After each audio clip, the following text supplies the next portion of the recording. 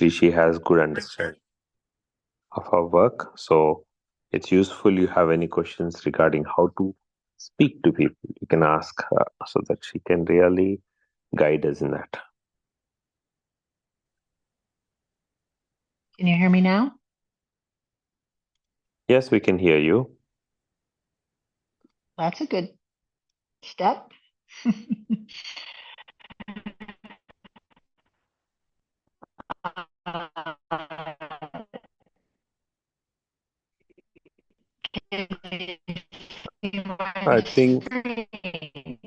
I think Sheila, whenever you want to share your screen, I think network is not supporting. Probably, if you don't mind, you can send the document to Barbara. She'll be able to share it if it's okay for you. Otherwise, we can do it without seeing on the screen if that's possible.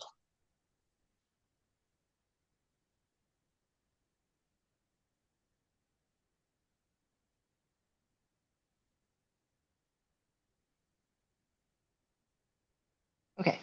I'm stop sharing my screen then, because the document really isn't in a place where I can share the whole thing yet. Okay. Yes. So the first thing to do when thinking about promoting such an excellent event like this is to think about who are the right people to bring to an event like this. And in thinking about my own experience with oneness and FOA and thinking about who across America would be the most likely people to come and become a part of the community, there are really two groups.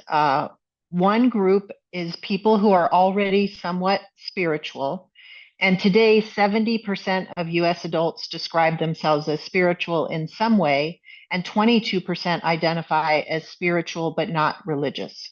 So to say that again, 70% of US adults describe themselves as spiritual in some way, and 22% identify as spiritual but not religious.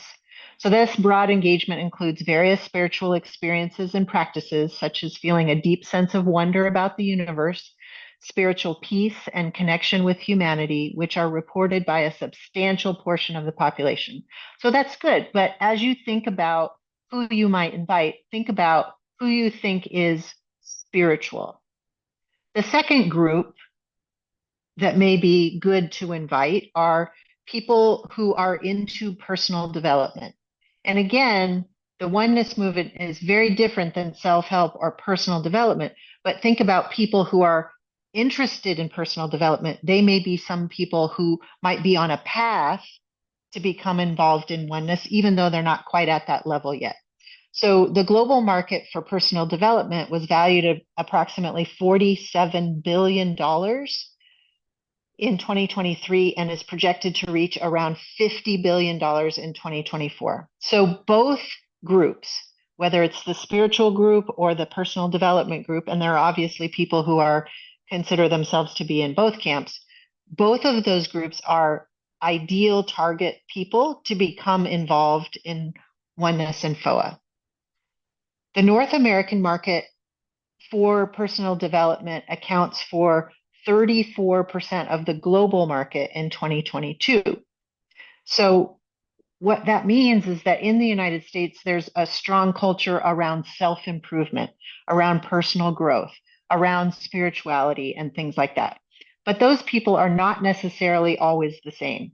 So when you're thinking about how to get people involved and you're starting to make your list of who you want to reach out to, I would consider creating two lists. One list that is people who you believe are already spiritual, and one list who you think are people who are interested in self-improvement or personal growth.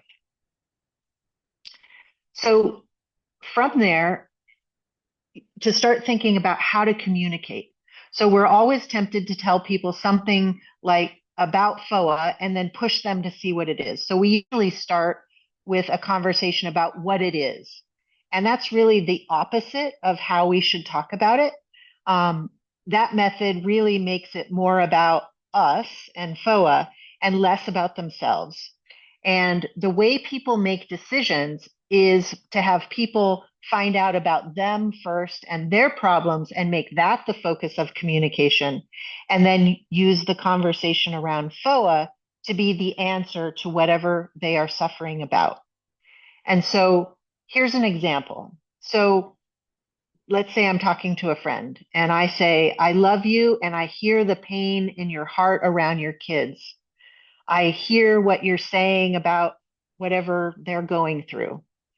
I too was suffering about my partner, and this is the thing that happened, and I describe that. And so we are sort of connecting around our suffering that we've had. Then I found FOA, and this transformational thing happened. And I talk about my experience going to FOA and how it helped me with my partner, and how we now are in a much, much better non-suffering state. So again, first I identified what is it that they themselves are suffering about. And then I told my story about how I was able to relieve my own suffering. And then I suggest FOA as a way for them to learn about how they could have a shared experience like I had, eliminating their suffering. Does that make sense?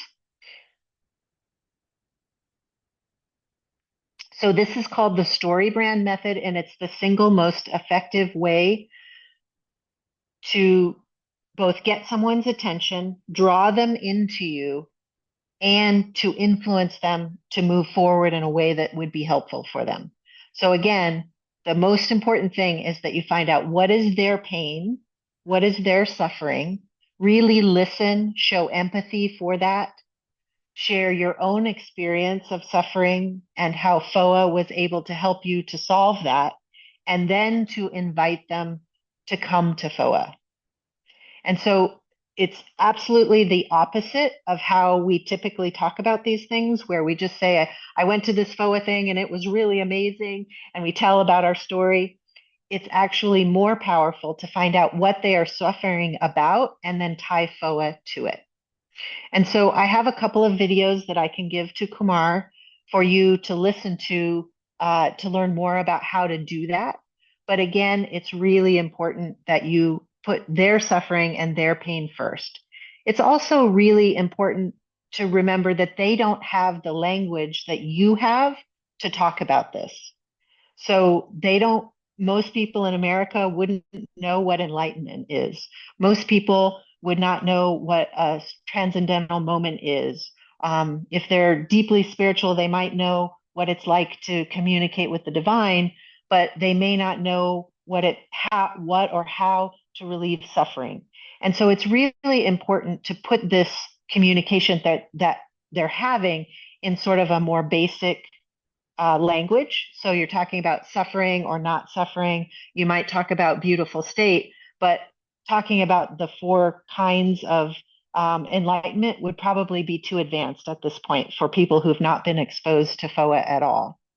And so the first thing that you should do, and this is where you should take some notes, is that you should write down the ways that you were suffering before you were exposed to oneness and FOA. So write down the ways that you were suffering before FOA, and then write down the ways that you were transformed as a result of being at FOA, and pick one of them. Pick the most impactful way that you personally were impacted by going to FOA, and see if you can write that down in 3 to 5 sentences, not more than 3 to 5 sentences.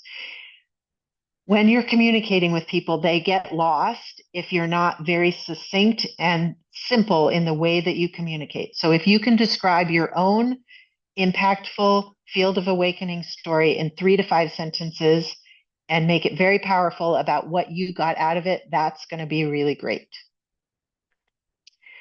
Then the next thing that I recommend is that you make a list of 50 people that you think you could invite. And you may go, oh my gosh, how could I possibly come up with 50 people? But if you really sit and think about it, I'll bet you'd be surprised how you can get to 50. And the reason that we want to do 50 people is that somewhere less than half of those people might actually come. So if we're going to hit the numbers that we want for FOA, we need to have an expansive list. It's also really helpful to create a list of 50 people who you think have a network of other people, friends, colleagues, people that they influence, who they might be able to bring with them. Because we're going to get to our numbers if the people we bring also bring people. And so, again, we want you to create a list of 50 people who have networks of some other people who are either into spirituality or personal development. And you want to create a list of those people. And then you want to create a tracking sheet, and I can send this out or give it to Kumar to send out. And it's going to have a number of columns on that spreadsheet or on that piece of paper that you're doing it. And so the first column is going to be their name. The second column is their phone number. The third column is their email address. So name, phone, and email address. And then you want a column where you note, what do you think that they might be suffering about? Their kids, their job, their husband, their health concerns, whatever you think you might know about them that they might be suffering. Then you want to talk a little bit, have another column about their network, like they're involved in a church group, or they're involved in a CEO group, or they're involved in a community center in your community, whatever that is. And then you're going to want to have a column where you say, what is your ask? Like, are you going to ask them to come and their husband, or them to come and their 3 kids, or them to come and 5 people from their church, whatever that is. And then you need a column of what is the status of that conversation. So first name, last name, the benefit, who's in their network, what are you going to ask them, and what is the status of that conversation. And because you have 50 people, it's important to kind of keep a spreadsheet or keep a tracking sheet of this stuff so you can keep track of all of these conversations.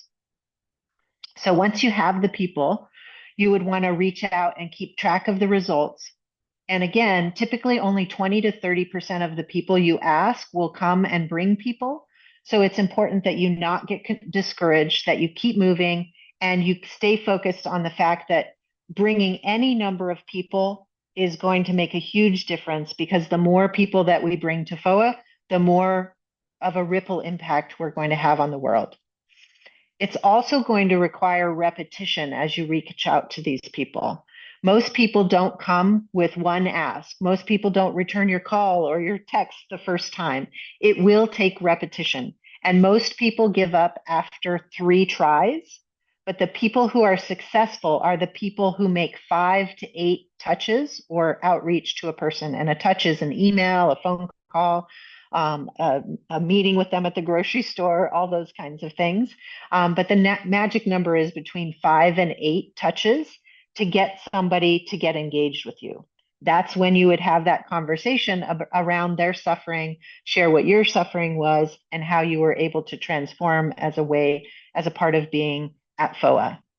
And then it's important, just as a group, that we get together, set weekly and daily goals for this kind of outreach, and then help celebrate with each other as we make progress in reaching out to folks. As they come back and say, oh my gosh, I was so moved by our conversation, I also want to bring my daughter, or I also want to bring my partner, or something like that. There was also a question around some frequently asked questions, like, what if they don't have the money, or what if they don't have, those dates available to FOA in LA? So if they don't have the money, it's important to ask them, is there anyone who would help or sponsor them? Like, if it's a church group, could the church group sponsor them as one person to come? Do they have somebody in their life who really cares about them, who either might want to come along with them or sponsor them, that kind of thing? But don't let them, the money, be the reason that they're not introduced to oneness. You can also offer the Manifest program if they absolutely can't afford to come to FOA. The idea, if you've talked to them, is that you want to get them into hearing the message of the oneness movement, even if they can't come to FOA. So that would kind of be your backstop if they can't come to FOA. Because once they experience, they may be more inclined to find the money if they've been to Manifest, for example. And what if they're not available on the dates of the LA FOA in September? Well, the great news is there's another one coming up in New York in November, and it's a great one to send them to if they're not available in LA. So LA is about causeless love. New York is about Beyond Mind. You may find some people who also, because of the topics of those two programs, want to come to both. Even better. So it's important to promote both FOAs at the same time. So I'm going to be meeting with some of the leaders about marketing materials for it. There's some really great videos that have already been created for it, some great social media posts and things like that. And so I'm going to be talking about how I can help out with that. But I'll stop there and just say this is kind of an overview for how to reach out and get some reactions from all of you.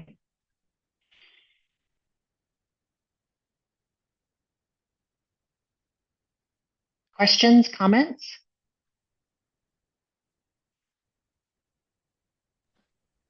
Hi, Sheila. This is Lee Baxter. Hi, Um, Lee. Hi, quick question for you. I know that you mentioned doing like a spreadsheet. Is there like if we were to advance a little further, is there like a CRM that you'd recommend or another type of software to help keep track of the status that we could all use? Yeah, and I haven't had a conversation with the team about I think they use Zoho, but I haven't had a conversation with them about that. But for right now, I would suggest the spreadsheet, keep it organized, and then once we move in that direction, we can help move into a CRM. But certainly a spreadsheet is a really great way to keep it track of your own personal progress on this. Thank you. Sarah? When you were saying that the 5 to 8 touches, are those 5 to 8 touches that we do prior to, that we use to identify where their suffering is, or do we do the identify where their suffering and where their issues are first, and then come and keep coming back to them with the 5 to 8? Yeah, that's such a good clarifying question. So the 5 to 8 touches are just to get them to talk to you. Okay. So it might be a phone call, a text, or an email. Those are each kind of touches. Once you get in touch with them and you're in a position to have a conversation with them, that's when you would talk about what they're suffering about. And you got to think about in advance what you think they're suffering about. And that might not be the thing that they're actually suffering about that day, but the touches are actually just the touches of getting in contact. Good question. Other questions? Because I can't see everyone.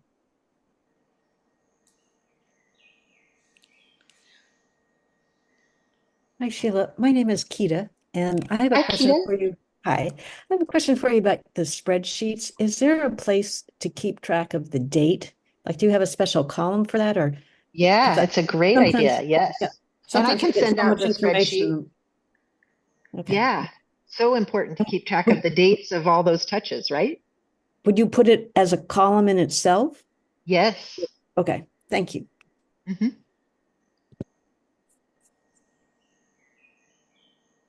So for those of you who've been doing this for quite a while, I'm going to put you on the spot and say, is anyone willing to talk about a conversation that they've had that's been like that, where you've talked about what their suffering was, and then you talked about how you were able to relieve your own suffering and how that conversation went, just as an example. So somebody who's talked to somebody about getting involved in oneness or FOA.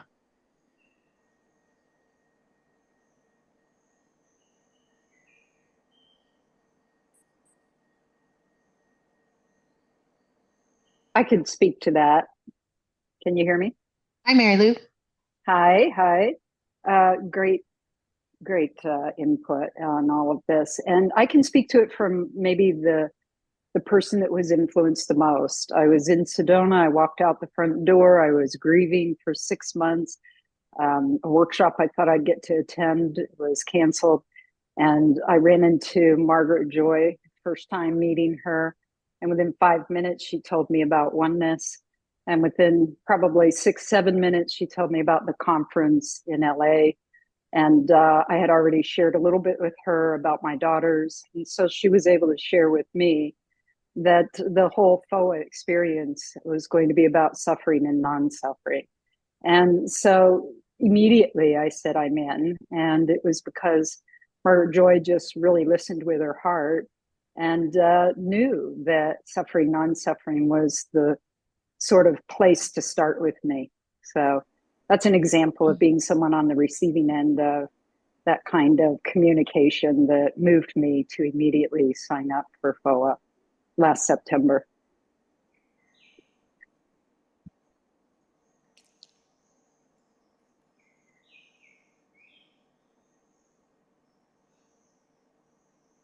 Yes, please. I think. Thank you, Mary Lou. That was great. I lost my audio for a little bit, so I didn't hear the end, but hopefully that was helpful for everyone. Liz wants to say.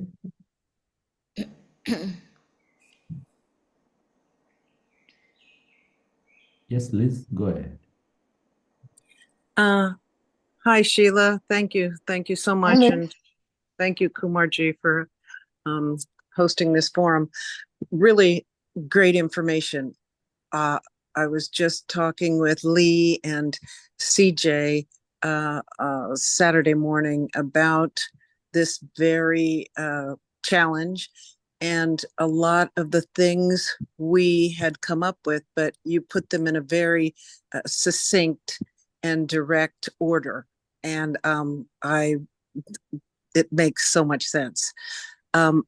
Also, I was at a CJ Ohm Center on the Monday night before that, and there were at least 7 or 8 people who attend her Ohm forum, but have not been to a FOA or only been to one FOA. And I was sharing about my experience at Turia and things that really imprinted on me and made a difference in how I'm moving in life now. And we were all sharing, and it was very impressive. And a lot of them did express interest in coming to the FOA from direct personal sharing about how we're suffering and how we can alleviate and turn from that suffering. It Oh, was that's very great. And you did it in a group. That's even better. Yeah, there were 10, 11 people total. And I gave Diksha afterwards, and it was just a really powerful sharing time. Oh, Thank you. yeah. That's fantastic that you did that. And that's another way you could do it. You don't have to do it all one-on-one, but you could do it in a group. And doing Diksha takes it to a whole nother level. That's what Margaret does. And it's really powerful. So, Lauren, I know your hand is up, but Margaret, do you want to talk about how you do this?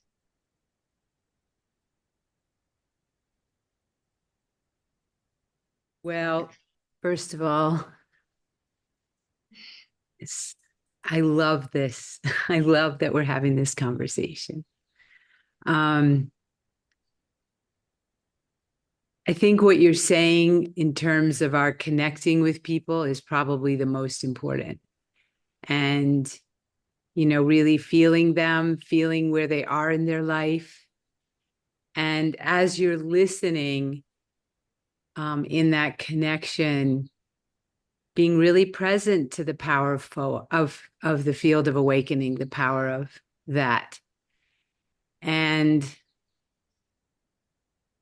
I think Samaji said one time, have the divine on our tongue. I just love that.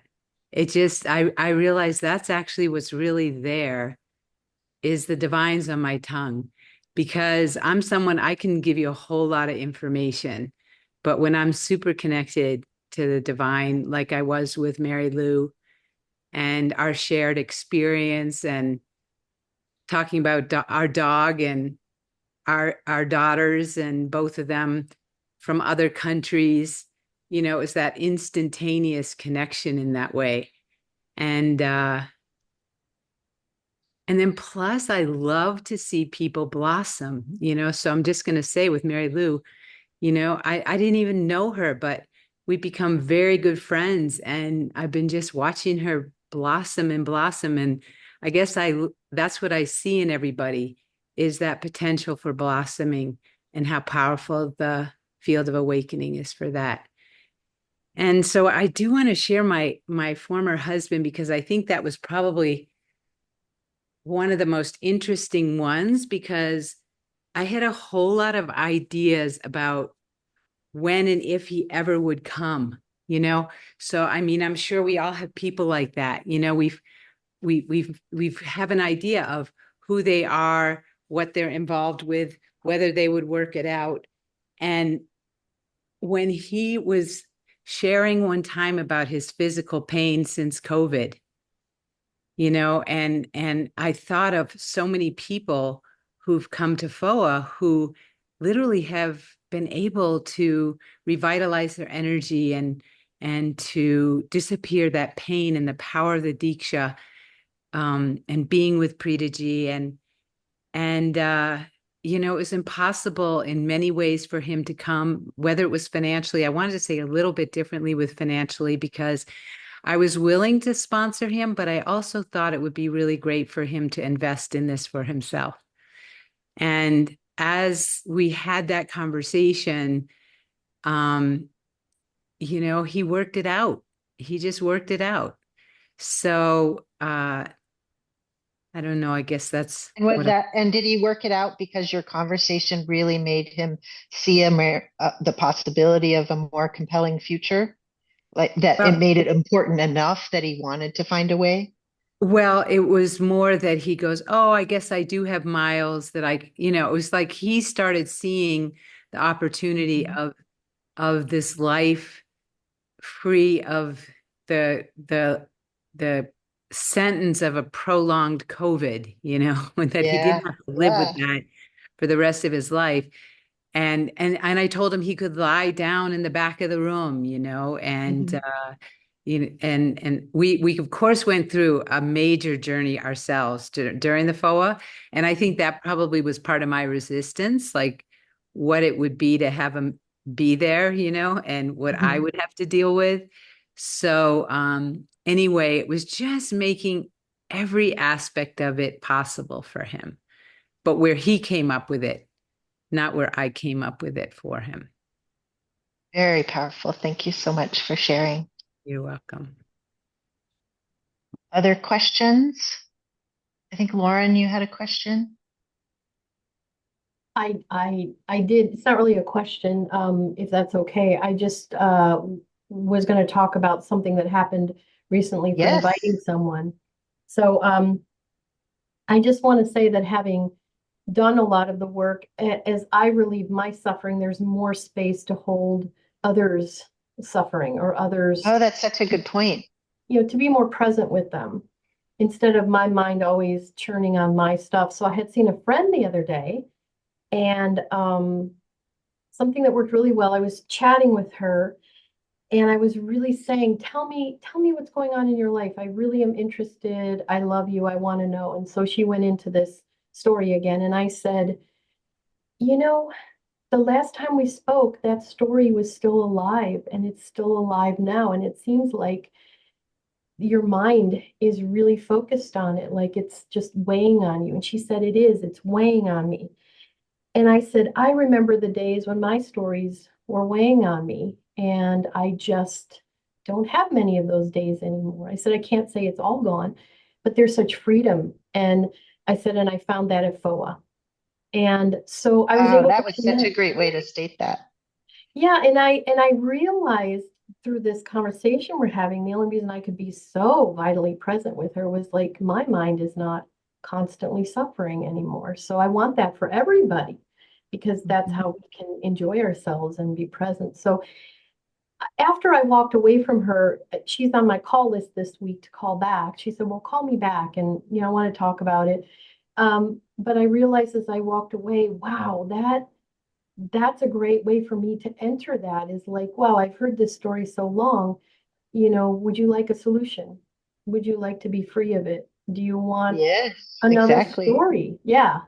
Okay, thank you. That's all I wanted to Yes. share. Very powerful. That's exactly what I was saying, is to have the conversation start around their suffering, to create space for them to share it, and then to give them space to hear that someone else is in a different place, you're in a different place, and then to give them an opportunity to think about a more compelling option for their future. And that FOA was so impactful for you. And if you think about it, if you have a relationship with these people, we trust other people in our lives. And it's such a beautiful way to come out of your story and give somebody some help. Now, some people may take that and some people might not.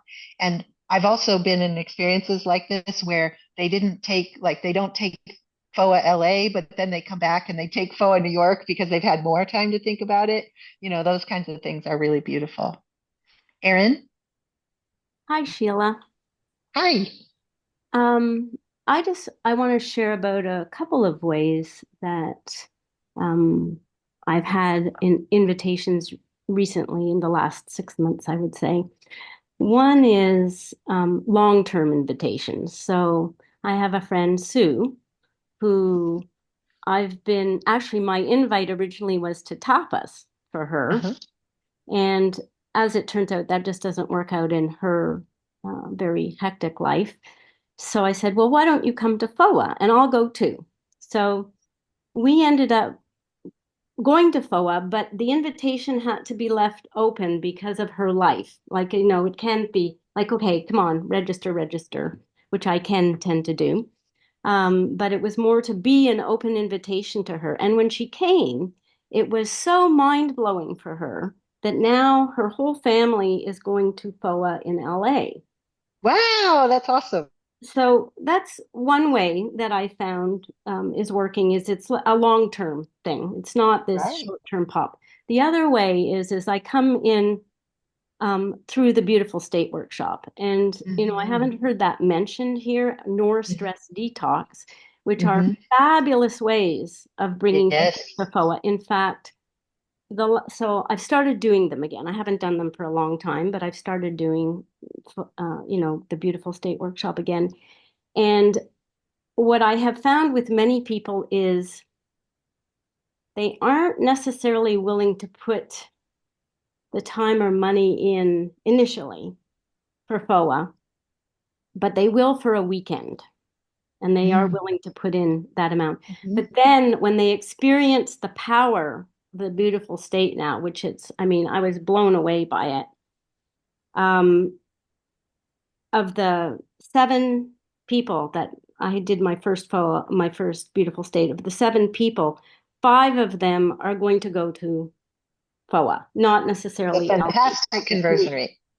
but New York. And in that, what I find is that in that environment, there's a trust that's built. They get a chance to dip their toe in the water and see, who is this group? What are who are these people? I know I've seen you and I've talked to you, but what is this all about? And they experience the shift. And from that shift, they say, wow. And then they say, yeah, I really want to go and do that. And so that's another way that I see as a way in, and as a way of, while I'm in facilitating, I'm in that state. I mean, there's that connection happening. The heart is open. There's all of that happening. And so it's a really beautiful experience to be able to share FOA. And truly, I don't share it a huge amount. I mean, I speak about it and I pepper it in, but by the end, they want to know more, and they want to, there's a definite interest in that. You sound very gifted at talking about it. I think the position that we're in right now is we're 2 months out and we are behind on registrations. And so the reason that I say make a list of 50 people and we need to think about our daily and weekly goals around this is that we need to step it up in terms of who we're reaching out to, how often, in groups or individual people, because we're seriously behind in terms of getting enough people for FOA. So for those of you who've been doing this a while, this is about like really focusing on this, especially in the next month, because we need to get people focused and making decisions in the next few weeks so that they have time to get airline flights. They have time, already the hotel is getting full and all that kind of stuff. And so it's just really important that we make the most of the next 3 and 4 weeks to make a big impact on registrations for the event. Margaret?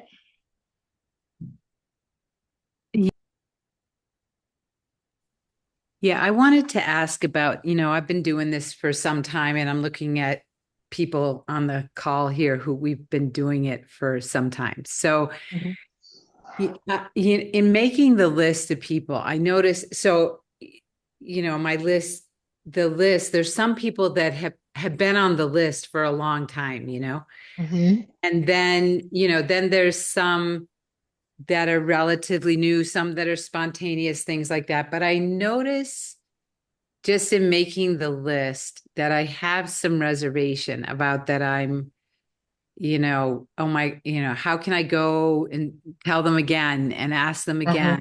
And are they not going to be friends with me anymore if I ask them one more time? Sure. So I just there's that resistance to really,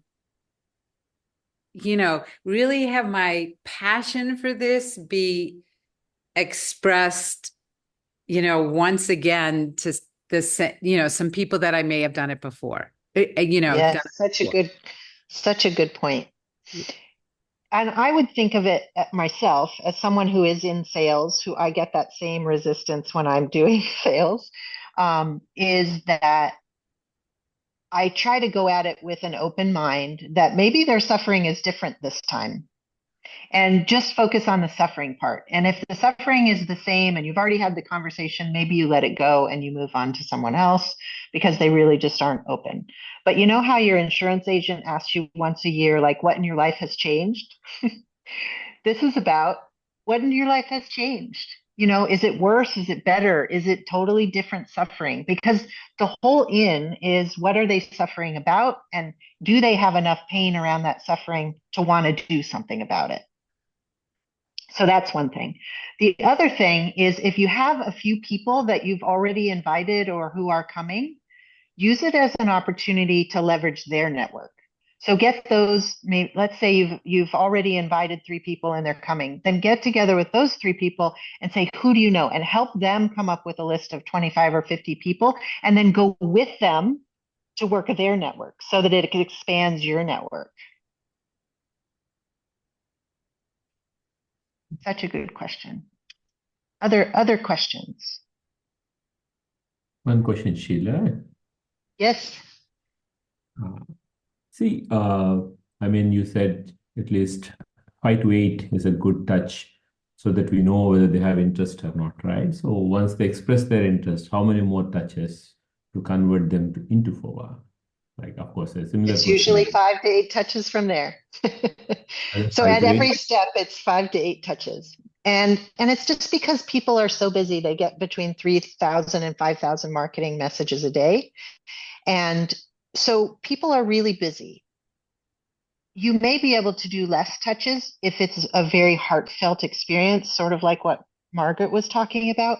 But the reason I'm saying to 5 to 8, and I know that feels like a lot, is that just think about when somebody tried to get you to do something and how busy you all are. Traveling, families, some of you are still working, all these things. How many times it takes for someone to say, hey, I've just really been thinking about what you said about your kids, or I've really been thinking again about our conversation around your health challenge. And I just wanted to bring this up again because I really care about you. And I know and I feel that you're suffering. And I've had this incredible experience, and can I talk to you about it again? And that repetition I know feels hard for you maybe, but you would be surprised on the receiving end how caring, thoughtful, and sensitive it feels on their end. Like, oh my gosh, she's calling me again about that conversation I had with her a week ago because she's still thinking about me. Isn't that amazing? that somebody is still thinking about my suffering that way, because I can guarantee that most people don't do that. And so the repetition actually helps. It solidifies that if somebody's going to think that much about me, then maybe I should check it out with them. So it's about elevating the experience so that they reconnect with you. And if you think about 5 to 8 touches with 50 people, it's a lot of touches over the next month. You're going to get momentum on this. And my other point is just don't get discouraged, because we know there are so many people who need this. We know that we can transform the world with this work, one small suffering conversation at a time. Beautiful. Lauren? Thank you. Just a quick question. Does anyone have any other words for suffering that can be used? Because a lot of people don't understand that. Like if you break your leg, you say, "Oh, I'm suffering, my leg hurts." But someone who's telling a story over and over again, and I am searching for words. Stressed out, anxious. Okay. Pain, stress, anxiousness, Stress. pain. I mean, there's a reason that's called stress detox. Stress is another word for fear. Pain is like another word for struggle, Or suffering, pain, struggle. Okay. Yes, conflicted, all Lauren, those. conflicted about, people are conflicted about something, Mhm. they, Torment. tormented. Yeah. Well, Or and they, even whatever word they use. Yeah, yeah. I just didn't know how much success. I haven't had much success at the suffering thing, but I've had a lot of success at, oh, this is your struggle, or this seems really difficult, or this seems really painful. And I didn't know if anyone else was Yes. struggling with just the word Well, and suffering. even like grief. Grief is Yeah. another word that you could use depending on what they're Yeah. going through. All of those are good words. Yes, Okay, very, thanks. very good point. Sarah, did you have another question? I had I had a connection here, or a brain connection, as I listened to you. The one for my lifetime has been connected with horses, and which means many times I'm either helping someone sell horses or helping someone buy horses. And it's been really, really important for me to know who I'm working for. Okay? And or in the horse world. And what I found in this community, it's still something practically that I do. If I try to think about, we need to, if this is in my being, if I'm thinking about, we need to get more people to come to FOA, or we need to get more people to come to wherever, then in my state, I am trying to satisfy Winnesanacum. And if I shift it to, which isn't really shifting it, but if I'm aware what is that whoever I'm talking to, I'm really just trying to help them.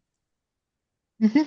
And it happens to be, and that as you are going through when I've done it the backwards way, the normal way, I always feel awkward.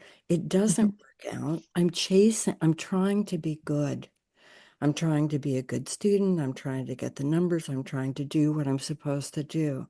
But it's really different and it's what everybody seems, is saying, what I'm hearing you say is that in that concern and that connection and the feeling where they are, then that builds the trust. And people they really got that we're trying to help them, or I'm trying to help. And from that standpoint, and it is a lot of continuing to come back and back and back and back but there's a confidence, there's genuineness that comes where people really say, if you're doing something and you say have worked for you, they want to do it. Absolutely. So absolutely. And that's a really, really powerful connection that you've made there, that it's about helping them And as a backside, it's about promoting FOA, something that you really believe in. But it doesn't seem like sales. It doesn't seem like that if you are actually just all about helping, which is the essence of what we are in oneness, right? Such a good point. Thank you. Thank you so much. I'm really enjoying this. It's helpful. So my question, and Diane, I'll get to you in just a minute, is can you make a commitment that by Wednesday of this week that you will make your list of your 50 people if you haven't already? By Wednesday of this week, will you make your list of 50 people who you will reach out to? Because we really have 3 to 4 weeks to get this done. And if we have to do that many touches, we've got to make some progress each day. And then once you make your list, look at your schedule and put it on your calendar. These are the hours of the day that I'm going to do this work. And also reach out to someone else on this call to have a buddy where you're going to check in with each other and say, hey, I got 3 today, or I got 0 today, or whatever that is, because we need a buddy to help us, or it might be a group of 3 or something like that.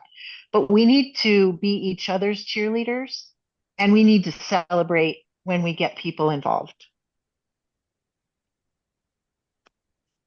Diana? Well, I just wanted to say thank you for the template and the questions and the introspection. My story has been, since I've come to oneness, my circles have gotten smaller. So, I'm not hanging out in 12-step rooms the way I used to. I'm not hanging out in both of my spiritual community. And when I got back from Turia, it was like, but why not? Why not take me out in the world? And so I've been making these lists in my head. Well, I could talk to Amelia, I could do this, but making the list. So the fact that I can say, by Wednesday, I will work on my list of people I know. Do I have relationships with them? No, it makes me uncomfortable because then it makes me feel transactional. However, I know that the divine will be with me. I have to be in the willingness to do it. So right. Such a good insight. I was telling Claire, because we have an event with a Pruchiji that we've got to get 175 people there. And it's like, oh, can the numbers just stop? And yet, I want everybody to experience what I'm experiencing. So I said, well, I have to go back and develop some relationships now. So I'm sitting in a summer school class with my former spiritual community. Now, do I want to look at the 7 aspects of fear with them? I know that I just can't go into the community, and that's going to be, oh, there you are. The feedback I got by sitting in this class with everybody, where you been? You look great, or whatever it was, that it was like, okay, I just need to be willing to see and grow, expand that, and also say to Spirit, bring those people. Rather, the story of my circle's so small now. So thank you. And I was thinking about the other thing was, once you have one person, and I had a person come through our Soul Sync fest that we did in January, and that person, then, I would talk to, because he and I shared an identity together, that I would just follow up with him from time to time. Hey, how are you doing, Thomas? How are you doing? And then the beautiful state came into being, and I invited him, and that was the doable, as someone else said, that was the inroad. He was at the next FOA. He's going to this FOA. He's leadership roles. And when you see that, you get that it was just a couple conversations, and it helped my heart as well. So, it's like keeping that in mind. Look what happened with Thomas, and his life is just exploding into lovely places, and he's impacting others. And that's the way this thing works. So I commit to having 50 people on my list by Wednesday. And thank you for the template and the synergist enthusiasm to reinfuse us, because before the drone of we've got to do this, without this background, didn't work for me. But I can say that it's working.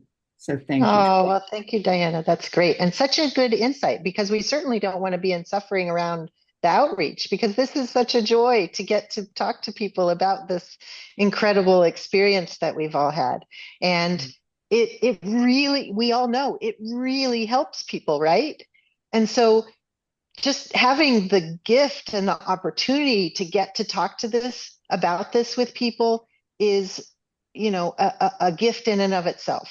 And each of you have already had so many great conversations. So many of you have already brought so many people to FOAs and to other things and with oneness, and you've already made a big impact. But we know that that ripple could be so much bigger. And so if we just take time every day to have these conversations, we're going to be going to bed every night having really impacted people in a way that is so, so powerful, because we know, because we've had that experience ourselves. And so I am so in awe of all of you and what you've created. I'm so in awe of the commitment that you've made to do this work and to get people moving into FOA for September and November in New York and LA. And this is fun. This is going to be fun to keep in connection over the next several weeks and talk about how much progress we've made, to talk about the powerful conversations that we've had. It's really just such an exciting time, and you all are such special, special people in the world to do this work. And it's not really work; it's a gift to be able to do. But uh, Kumaji, could we have a blessing around our moving forward with this work? Sure, for sure, we can do that. Yeah, I think thank you so much, Sheila, for taking time and making sure that you have invigorated the spirit in every one of them. Of course, they're always spirited, but we always needed a professional guidance, how to put the steps through. And these people are 15, 20 years, they are completely dedicated. They're doing a lot of hard work. The question is efficiency. I think you're coming in and giving the input is really going to make us super efficient, right?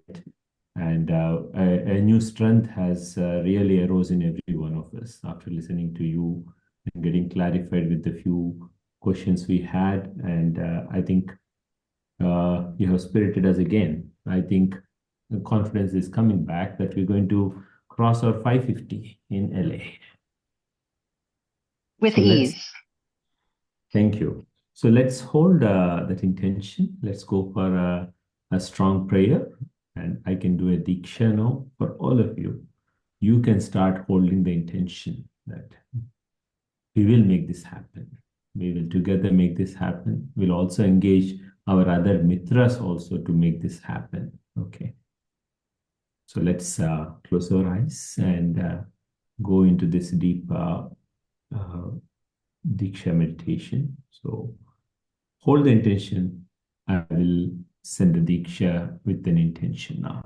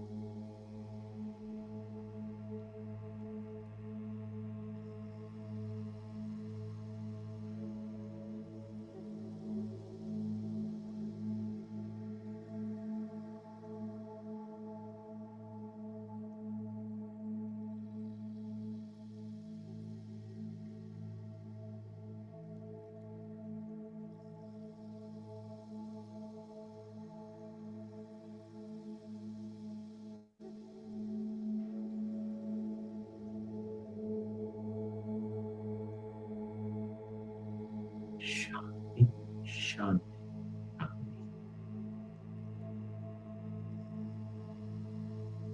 Take a deep breath. Press gratitude in your heart. Gently open your eyes.